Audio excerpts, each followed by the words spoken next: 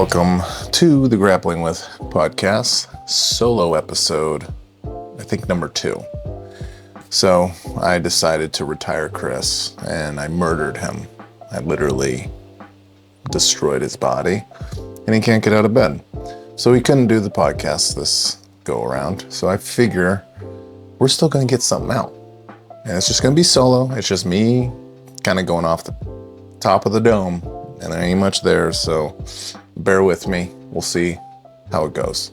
But I got some topics. I've been perusing Twitter, the most healthy place you can ever go. And there's a fella on there named Chris Wojick. He's from B Team. He switched to B Team not too long ago, but he's a professional grappler. This is what he does for a living. And he actually has a really good blog, newsletter. What's that place that you can go to and you can pay them monthly and they just write articles and stuff. Not Patreon, but something like that. I feel like an asshole not remembering actually. But I think it's called the Grappler's Diary. You know what? Maybe I should do is just look, Chris. Whoa, he's got a funky last name, Chris Wojick. Fight. You know what? I can't even bring it up right away. This is bad. Unprepared. He's a BJJ black belt writer. He's got tutorials, don't stand up. I mean, obviously he's like my people, right? Anyways, okay, here it is. He puts, the Grappler's Diary. Gosh, nailed it. Totally nailed it. So the Grappler's Diary, check it out.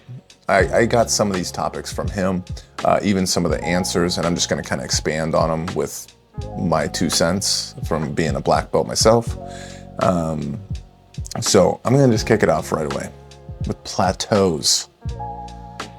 These are the things that drive us crazy.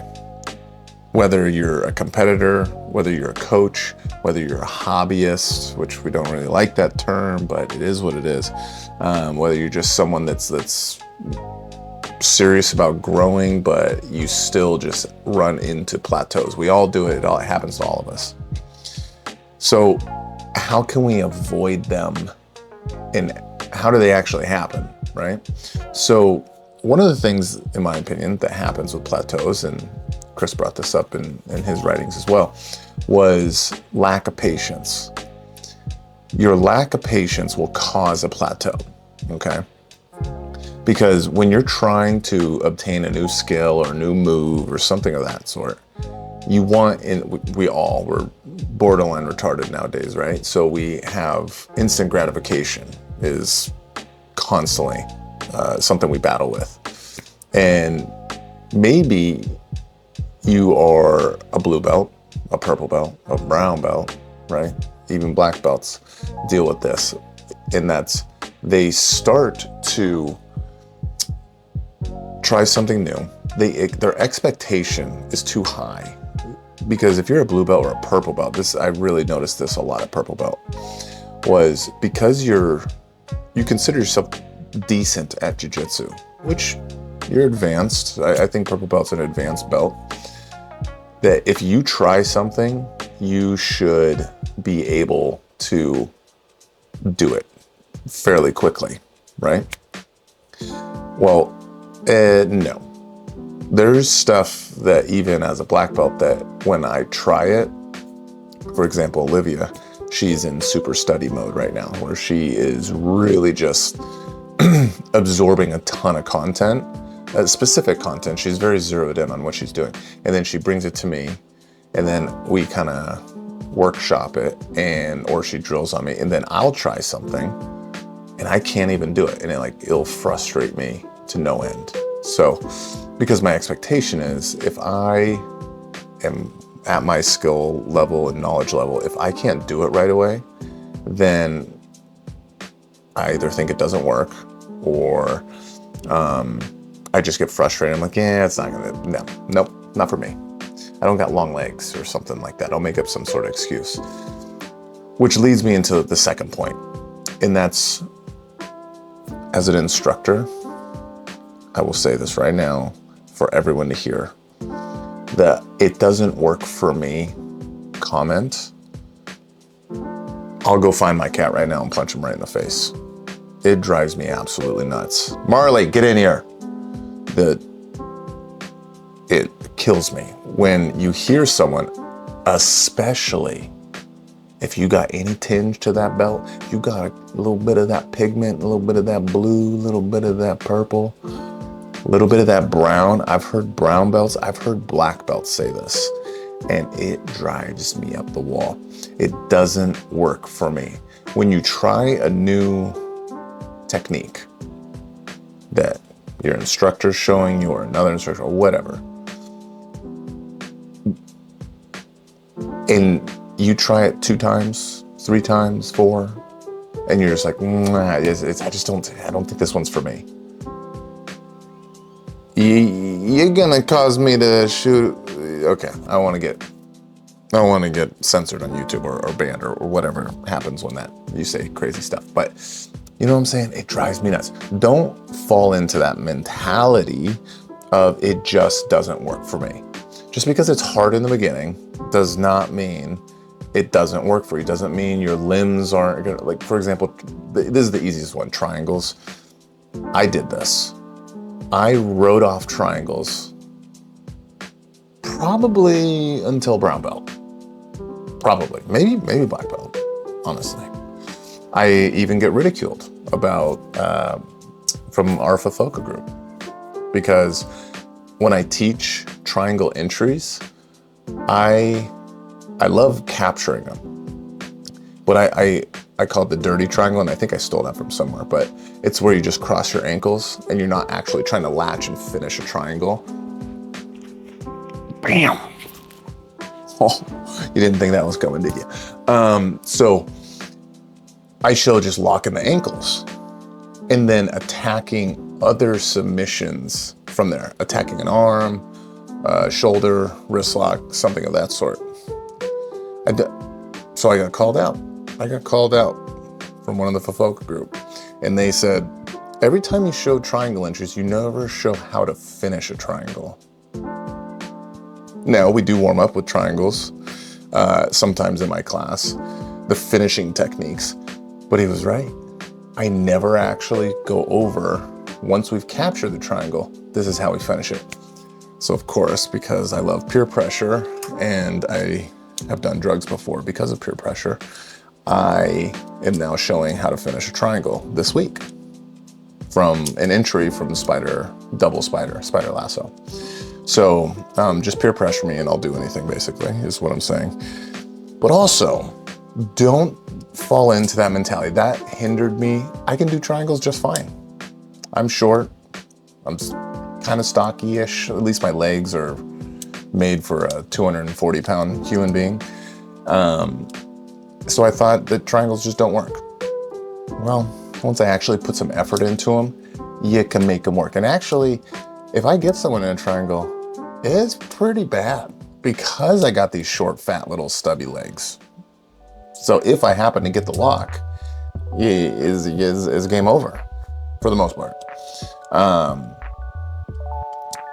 I've had this where I was showing a grip breaking technique. We're just talking about breaking grips. And one of the strongest grip breaks you can do, imagine you're on your back, you're in closed guard, okay? And someone grabs your lapel, the top person grabs your lapel. Well, I would like to get rid of that grip. I don't like it, okay? And I'm gonna use that to trap them. So typically you can grab here. For audio listeners, imagine I'm grabbing the sleeve with my left hand. They have their right hand on my lapel, same side grip. With my left hand, I grab their sleeve right at the wrist, like a cuff grip. And then I'm gonna go underneath, and then I reinforce that grip. And then I can blast it up with 2 hands, right? Just pop. I've had people tell me that that grip break does not work. This is one of the more powerful grip breaks. You're using 2-on-1 and you're going at an upward motion, okay? So it's gonna rip through the pinky. That pinky goes bye-bye. someone was telling me, brown belt at the time, that I don't think that'll work for me. Well, if that grip break doesn't work for you, you're not breaking grips ever in your life, okay? So I'm gonna get off that soapbox, but try not to fall into that, because that will lead to a plateau, because you'll just run into a bunch of different techniques that immediately you fail at, and you're just like, nah, this is not for me, not for me, not for me. You gotta find something that works for my body type or my mindset or something like that. Hogwash and baloney is all I'm saying. Which that kind of leads into the next one, which is ego. You can't lose when you're doing a new move, right? Which is kind of what I just said, but if you have such an ego that when you try a new move, maybe you haven't fallen into the, oh, it doesn't work for me, but you're falling into, as soon as you fail and your guard gets passed, you're a purple belt, and that white belt that's tough, or that blue belt that's tough, is now getting past your guard because you're trying a new setup, or you're trying a new submission setup, and then they get past it. Now you're in a bad position. Now you're gonna think, when you go home and drive home at night, you're gonna be like, well, I guess that person's gonna think that they're better than me because they passed my guard today. Or you're gonna sit in the shower like a real man and cry in the fetal position, and then you're really gonna wonder, oh, so that person really thinks they got one up on me now. I can't let that happen. That's Marcellus Wallace talking to you. That's pride effing with you, man. That's pride right there, okay? So when you're practicing a new move, expect the failure and desire the failure, because if you just have let's say you try a new move on that white belt that's not the super new guy, right? Or if you're an advanced guy, you're doing it on your blue belts and purple belts. If I do it and I have a little bit of success, like I successfully do the move, but it was sloppy. It was not good technique. It wasn't sharp, but I was able to do it because other factors in my techniques are sharp enough that I was able to kind of power through it or push through it. You are now practicing a move poorly, and you're going to continue to do it poorly, right? So when you can't, so you're technically doing it, you're having quote unquote positive results. You're just focusing on winning that moment. The loss, the not being successful is actually going to be more beneficial, because when you suck at it and you don't actually complete it, you're going to actually think, why couldn't I finish that? Why couldn't I do it? Don't think about how they're in the shower. You're in the shower in the fetal position. They're in the shower spread eagle, soaping their butt for 5 minutes. You know what I'm saying? Don't worry about him soaping his butt. You just think about how you failed and why. Because then you're going to be able to diagnose the issue and correctly do the move. The piece that you're like, oh, I didn't push it. I didn't have enough off balance with my shin, and I should have kicked him over my head more when I went for the spider sweep or something like that. That's how you diagnose it. Not did I win, was I completely successful? Because typically when you're actually successful, you're not thinking the technique through. Yes, I ended up finishing it, but it wasn't quite there. No, you're just like, I hit that Marigali sweep. You know what I mean? I'm taking a hit off this lemonade real quick. Straight from the bottle. Hopefully Olivia doesn't see that. So, keep that in mind. Embrace the failure to the lower belt and try your moves on lower belts. Don't beat yourself up if you're trying something new and then you go try it on your peer. If you're a black belt, another black belt. I mean, obviously try it like you can, but don't get so defeated. And I don't think black belts quite do that quite as much, but in the colored ranks, try it on those early guys. And also don't beat yourself up too much if you try it on the 2-month white belt, because he's gonna do the weirdest stuff. He's gonna put his finger in your butt and you're gonna be like, what the hell? That's not what jiu-jitsu people do. That's what they do. That's what the new guy does. They do unorthodox stuff and it's going to throw you for a loop. You know what I'm saying? Another thing, consistency. Oh, Lord Jesus, we all need consistency, don't we? How about this? You ever seen one of these? It's called TRT. I think this is what the makeup people do. Just had that sitting there. Consistency, okay? What happens often, and I kind of already mentioned this, I mentioned basically everything already, is you try it and you throw it away. Be consistent. Tell yourself, I'm gonna do this for 2 weeks. I'm gonna do this for a month. Zero in. Zero in. Give yourself the timeline. If you're not doing it by then, move on. But at least promise yourself that you're gonna be consistent and work on it. Also, going into class with like an actual strategy. Now this is for people that want to get better, like in a timely fashion. If it's not really your bag to like get better quickly, give me the bird. You know what I mean? Write me a nasty email. Put a comment on it that says my hairline is bad, because I know it's actually quite good. But at least you can get the venom out by trying to talk trash about my hairline. You know what I'm saying? So be consistent, zero in, and just don't bail. Like a lot of time what happens is, once again, we start trying stuff and then out of nowhere, 2 classes in, we haven't had success and then we're out. And then we go on to something else. We do the next thing. Or you just get distracted. You're like, oh, I'm doing this, and then distraction, on to the next. Instagram was awesome. Saw, something cool that J-Rod did. So those are some things that I think help with plateaus that can either cause plateaus and ways to steer away from the plateaus.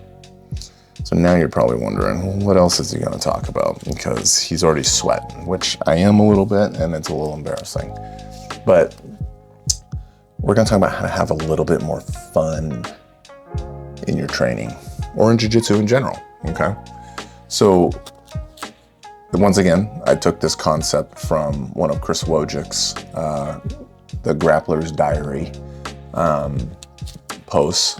He does cool stuff where he'll post 5 to 10 things on a subject. And I liked actually quite a few of these. So one which he actually posted and I completely agree with, and I never really thought about how it really makes training really much more enjoyable, is the ability to talk shit. Yes. The ability to talk shit. Having a hard round, but then throwing out some sort of joke right in the middle just makes life better. I don't care if you're having like a slobber knocker of a match, okay? When there's that one moment of lull where, and if you come at me with, bro, when I'm going at it, I see red and I don't have lulls. You lying. A liar. There's lulls in every match. Watch any black belt worlds match. There's sometimes the most boring thing you've ever seen because they're focusing on like the very specific grip structures and planning their next attack, and there's so much tension going on that we can't feel, but there's actually going on. But there's still a moment. There's still moments. Throw a little joke out there, and I mean talking trash. I'm not saying a knock-knock joke. I'm saying tell them that their face looks like a catcher's mitt. You know what I'm saying? Why are you breathing so hard? Your breath smells like donuts and beef and cheese. You know what I'm saying? Throw some heat at them. This lightens the mood. I have a training partner that is an extremely good friend of mine. One of my brothers. Maybe my best friend in the world. And he and I were very competitive. We didn't train. We trained in the same room, but we didn't spar for a little bit because we were too competitive with each other.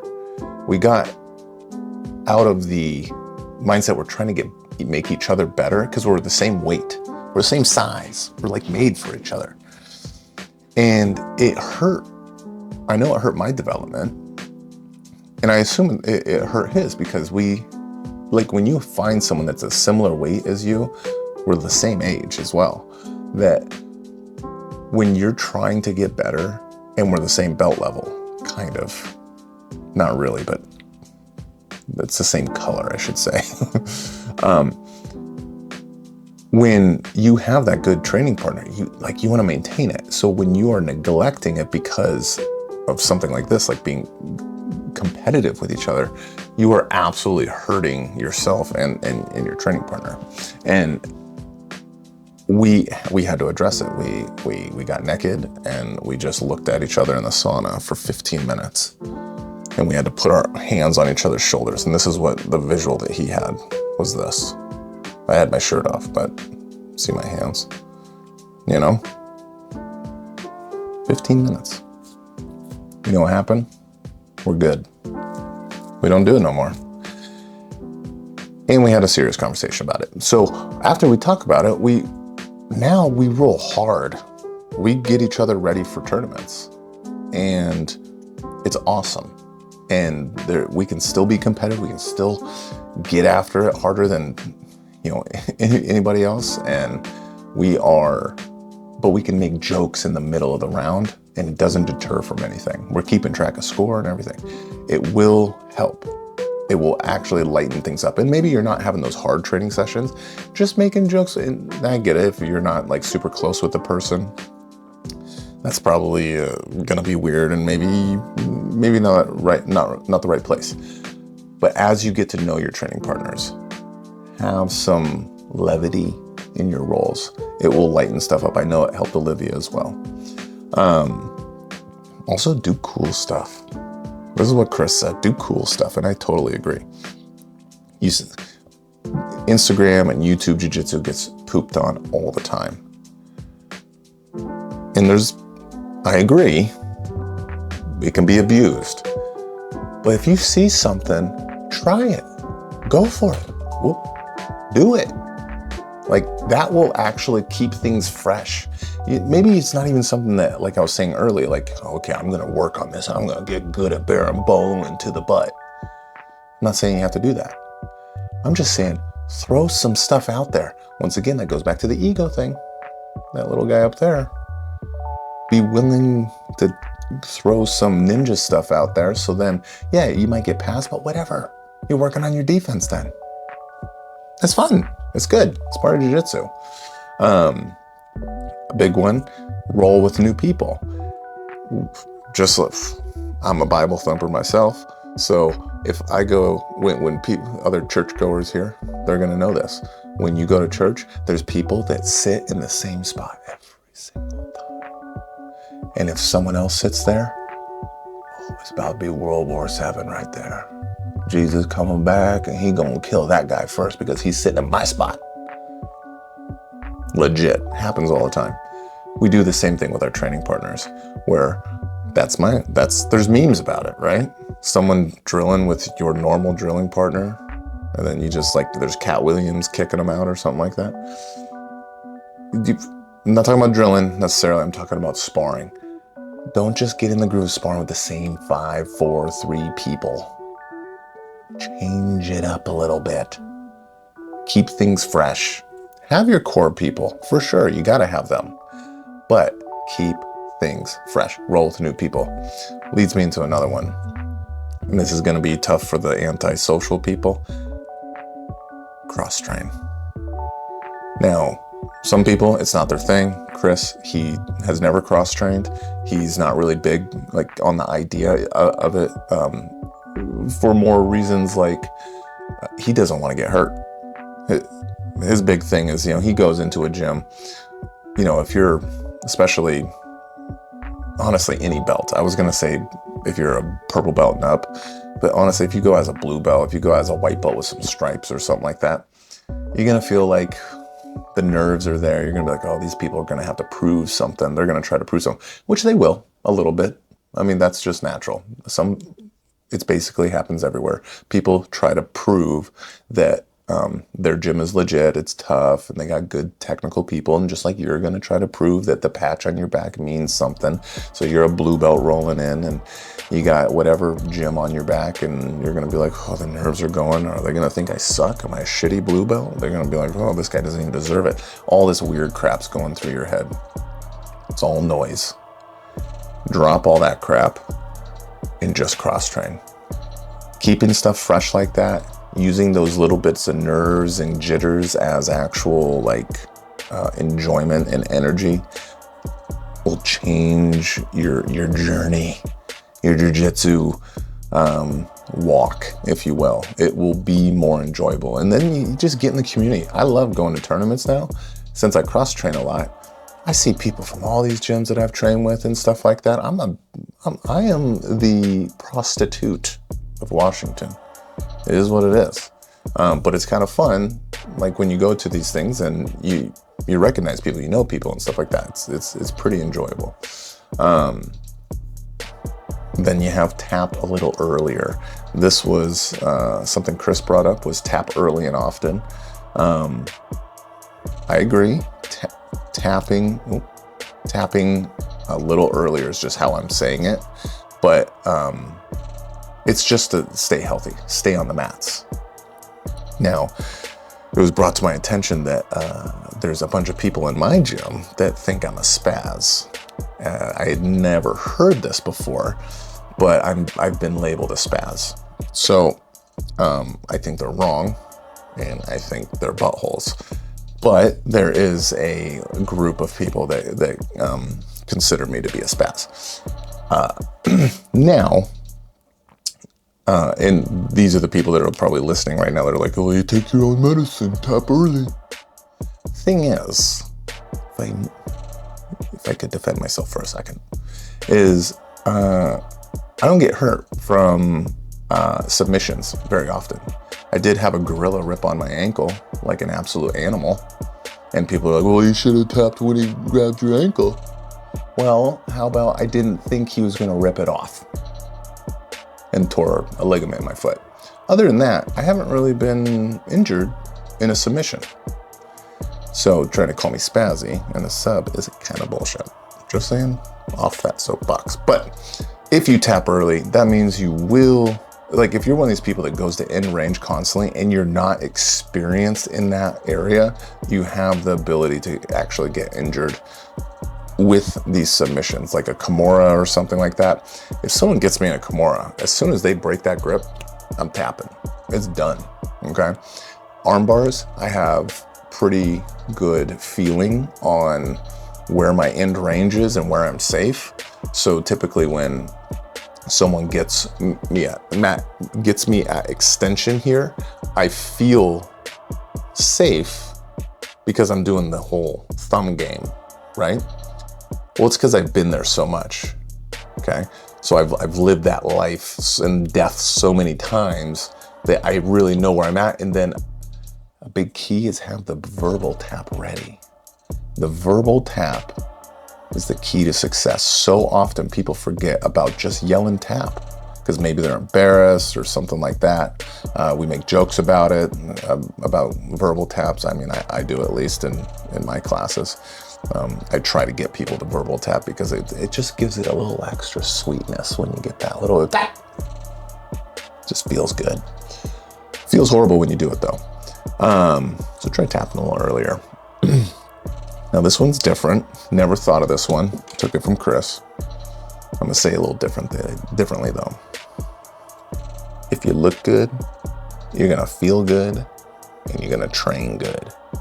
Now remember, the overarching theme here is how to have more fun in jiu-jitsu, okay?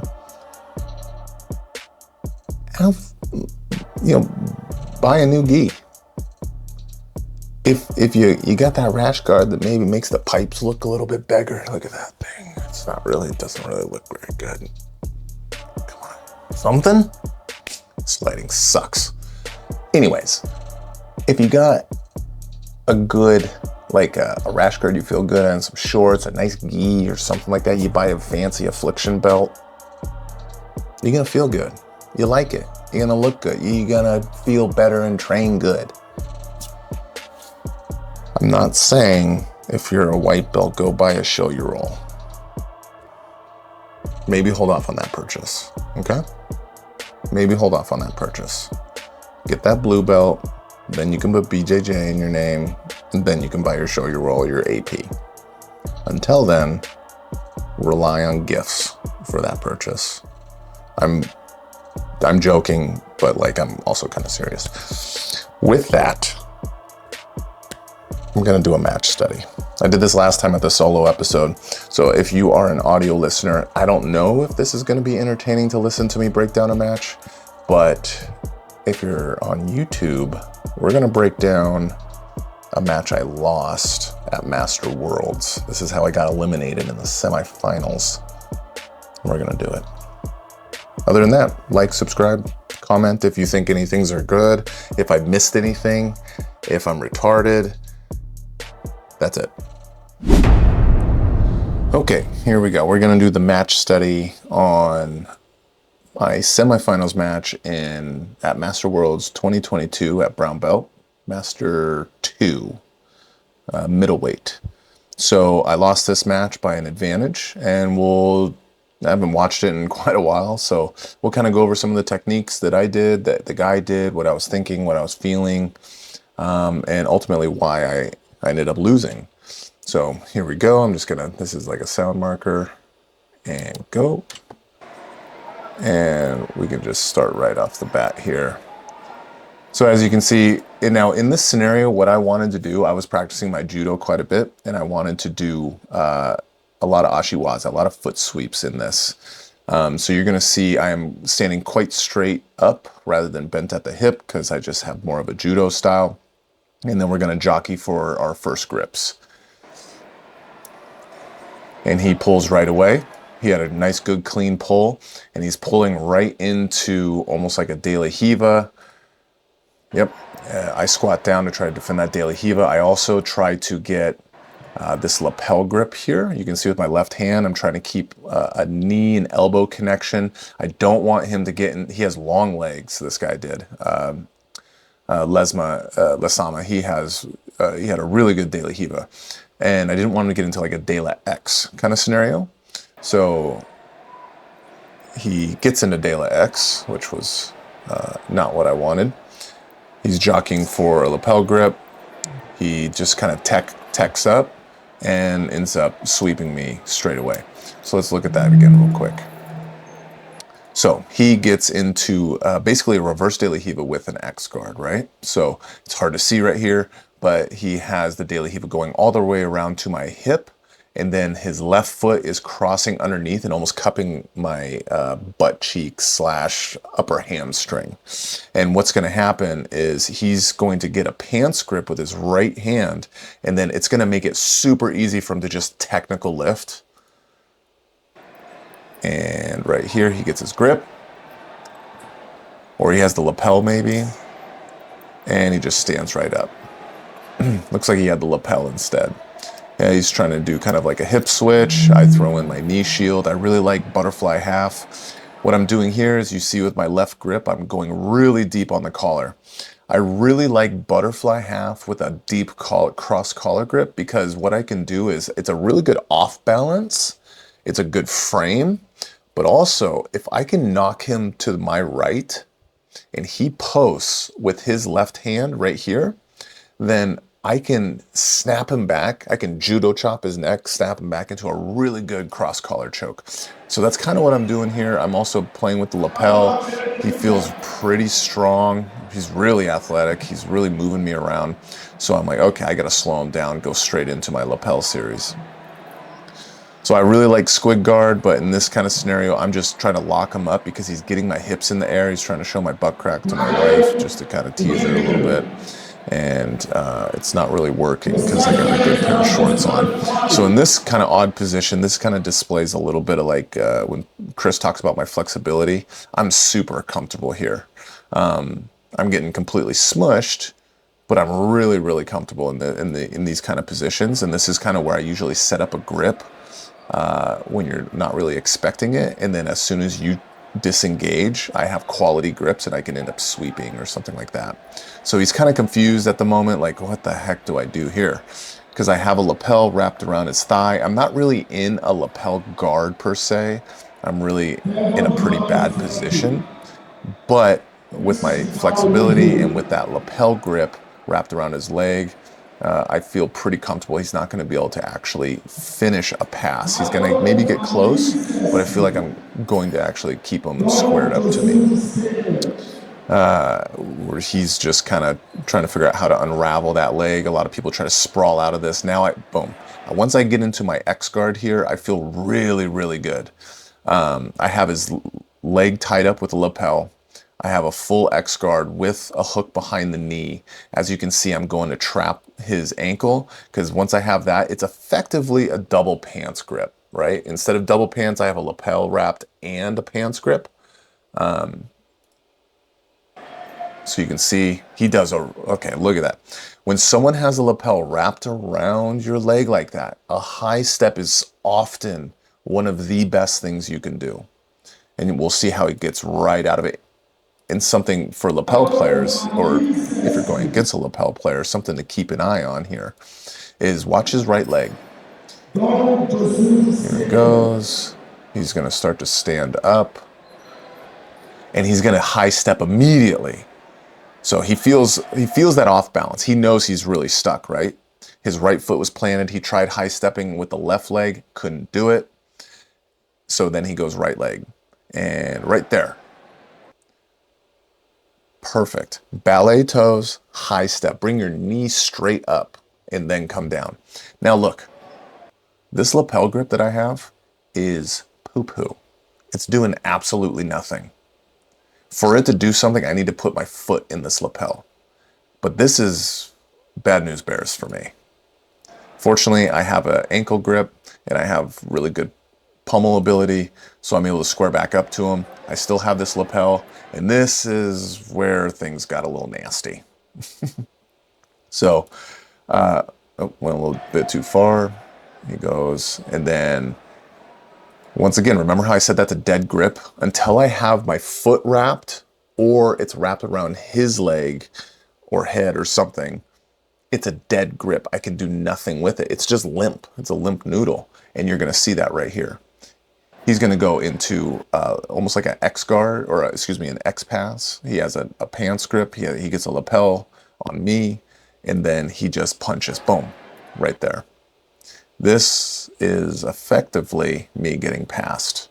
As you see, I go for a belt grip and I just start shrimping, which I do like the belt grips here, because if he continues to drive, he had hips high, head low.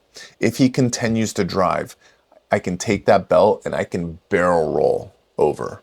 So imagine if he's driving in with the head really low, trying to drive under my neck essentially, and then you get that belt grip, you can then just literally almost heist them up and you do a hard barrel roll, bridge and barrel roll, effectively getting all of his weight in the air and then just taking him over. He backed off, which we'll see here in a second, which made it so I just ended up hip escaping and re-guarded. So here, there's my belt grip. I feel like it. Nope. So I just keep backing off, and that's when he gets an advantage and ultimately wins the match. You can see here I'm kind of started getting cheeky with a lapel grip there for like a Bravo. Oh, why are you pausing? The Matrix is struggling. Here I'm trying to put on a brave face. I think I was asking the ref if he wants us to tie our belts. At this point, I thought Lesama he seemed like he was really going at a high pace. My cardio was really good, but he was breathing pretty good, so I thought maybe he kind of wanted a little extra time. That's why he was tying his belt. So the ref pulls the lapel out so I can get to the Bravo, or the beginning of a Bravo grip. He's just trying to go chest to chest, heavy pressure. I want to get my butterfly in to get butterfly half. Like I said, I feel really comfortable in butterfly half. He just wants to stay down low, chest to chest. I don't know if I'm closed guard or not, to be honest. That would be pretty surprising because I hate closed guard. But I am closed guard. So I think I was just trying to wrap that lapel to go into squid now. So this is the normal. If you go closed guard and you want to play squid guard, you're going to hip out, you'll cross grip, and then as you scoop under their leg, you'll pass it over. Then you have to get your hips out, and instead of typically with squid guard, you're going to swing that leg real wide and get your hips out. In this case, when you have closed guard and someone has decent pressure, you're going to have to cut the knee across their chest into like a knee shield position, and you'll see that here. So, cross grip, hips out, open up, and then the knee shield comes in. And then, as you can see, I start to go into my squid guard attack. Now, once again, Lasama, this dude has someone that plays lapel, or he plays lapel, but he's very well versed on lapel defense. And I was going into this tournament with lapel as my primary game because it's just unique, and I felt like I would be able to catch a lot of people off guard. So watch how he gets out of squid. I am in squid guard right here. I got him. Locked in. This is the best squid guard escape you can do. What he's going to do is he's going to turn away from me, okay, effectively putting his back towards me. And then he's going to ballet toes and kick. You just ballet toes and kick, but you have to turn. So right here, see that? And he kicks right out of it. Boom. Now I'm a stingy little bastard and I keep onto that lapel. I get this pants grip and I effectively end up sweeping with it because he was off balance, right? So a lot of time what happens is people, when they go squid, they don't think about grabbing the far side pant leg. They just kick out and then they're good. But if you look for that pant leg, you can still finish a sweep like I did right there. So once again, Lasama is good at wrestling up. He's really being active right here. Really being active. Just out wrestles me. Gosh, I suck. Butthole. Look at that. Can we just watch how bad that is? So something he's doing really good. One, I'm trying to slow things down. I just want to make him chill out a little bit and drive him down because I wasn't sure if I was going to get those points yet with him scrambling. So I really wanted to make sure I solidified. He obviously didn't, but watch just how he doesn't stop moving. Look at these off balances. This is perfect. Just teching up. Catches me slipping. Once again, I go into my butterfly half. Now, let's see. I do play a lot of reverse de la Riva as well. Oh my goodness. Flow grappling is dying. Now we're kind of in a headquarters. So right here, I wish I could zoom in. Which maybe, no, can't. So right here, I'm actually in worm guard. Through all of that, I was able to somehow, the matrix is flaking out. So through all of that, I was able to feed a lapel under my leg and around his knee. So I actually have him in worm guard right here. And there is a knee bar attack that I really like where I will effectively do a back roll, pull him over me, and then I will attack the far side leg, which we're going to see here in a second. Also, if you see all the flashing up here, the fire alarm went off in the middle of the match. So Lasama doesn't speak any English. And we didn't know if we should keep going, if we should stop. You'll see us kind of talk to each other because the ref, he doesn't know what the hell's going on. So, okay, big key to this knee bar entry is what I just did. I have worm guard, okay? So that means but I'm not in normal worm guard where the foot that is wrapped with the lapel is on the hip. I put typically the opponent takes that foot off and shoves it in between their legs like a headquarters kind of position. And you already have the lapel. You have a cross grip behind their knee. They then shove the foot in between their legs, as you can see here, okay? Now, what I do is I'm going to pummel my bottom leg to inside position. This is very unusual. People don't expect this. So we're here, he's in headquarters, but I have a lapel. I pummel to the inside position. Why? Two reasons. One, I can now have a shin to shin. So when I do a hard roll, I can elevate that shin to really get him up, okay? Two, it puts me in a better position to trap for the knee bar. So I'm telling him, I'm like, okay, let's just keep going. Vi. I was like, go. He pummels back. I'm trying to pummel in. I get my shin to shin. He's trying to stay low because he probably knows this position. I start lifting, and then you can see the knee bar trap, right? Let's see that again. He's trying to stay low because he knows, I think he knows this sweep. It's typically people do it to a sweep.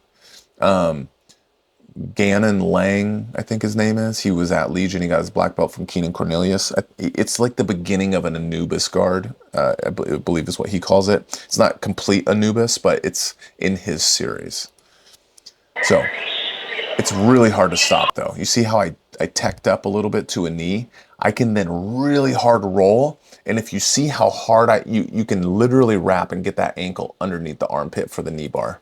So I kick. Because I have inside position, remember I pummeled this to inside position, that leg? Look how it falls right in. I look like an absolute beast right there. Fortunately, I did not complete this. As we already know, spoiler alert, I lost. Oh, why did I lose that? Why? Technically, I still don't have it lost, but it's gone. See how his knee is now sideways, essentially? I've lost the hip to kneecap connection. Ooh, ayo. Right here, I got him. He should be dead to rights, right? I need to kick down while chicken winging hard. See how my elbow's flared? That's giving him the ability to rotate his hip inward, like an internal rotation, and then bring his knee line across my belly rather than effectively ruining my knee bar like a jerk. Boom, right there. Notice no chicken wing. One more time for the people in the back. No chicken wing. And I should be chicken wing right here, because then I can then kick down with both legs.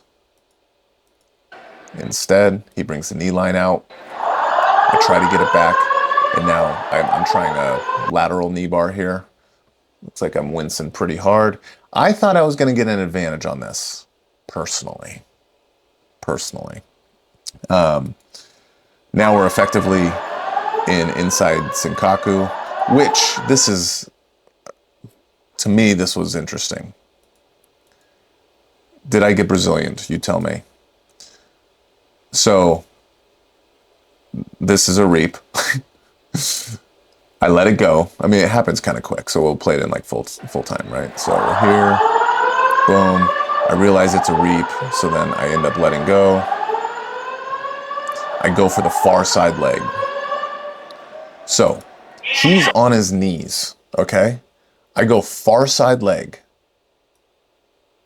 You see that? Right there. I'm going to trap the far side leg so I can re-pummel to inside Senkaku and essentially attack either far side ankle lock, knee bar, double treble, you know, whatever, or cloverleaf, whatever you want to call that stuff.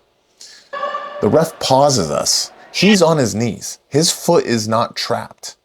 That would make it a legal position if his foot was trapped. He's on his knees. The ref takes my top leg out, puts my toes on his hip. Look at my bottom leg. Removed my bottom leg complete. He's basically passed right now. Gives him a grip on my pant leg. Did you see that? I'm being so salty. Look at that. You kidding me? Tell me, Keenan, I know you're watching. Did I get Brazilian right there? 1. Should that have been an advantage? If you don't know the rules, I don't want to hear from you. You're dead to me. I'm joking. But also, don't be an asshole. 2. So should I have gotten a knee bar advantage? I'm wishy-washy on that. I think I'm obviously biased. I don't hate it if I don't.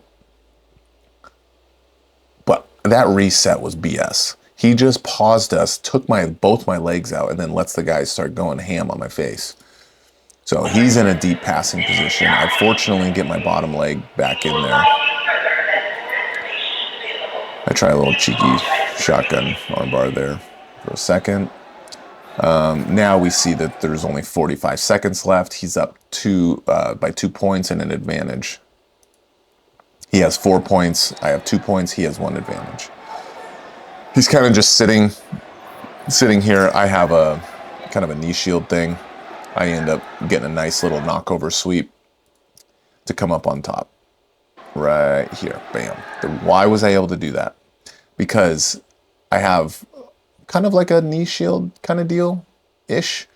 But the big thing is watch my left pant grip. Boom. See how I have that pant grip? That makes it so he can't sprawl out and post.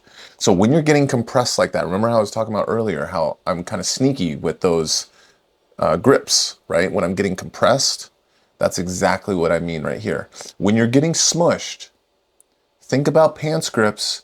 And if they get high, that means you can buck and then barrel roll. And if you have the bottom leg grip, you can win the wrestle. This guy's obviously way better than me at wrestling. He's proved it 400 times already. I knock him over. I have the bottom pant leg. He can't tech up. He can't post out. Now I get my sweep. Now it's all tied up, but he's up by 1 advantage. So 4-4 to 1. I'm trying to set up right here. I'm just trying to Khabib his legs so then I can set up a cross pants grip and go to a crazy dog pass. Right here I have pretty much all my friends and Professor Andrea yelling. There's Olivia right there. Yelling, and Nikita, our favorite Russian, now American. He yelled 20, I think he yelled 20 seconds right when it hit 20.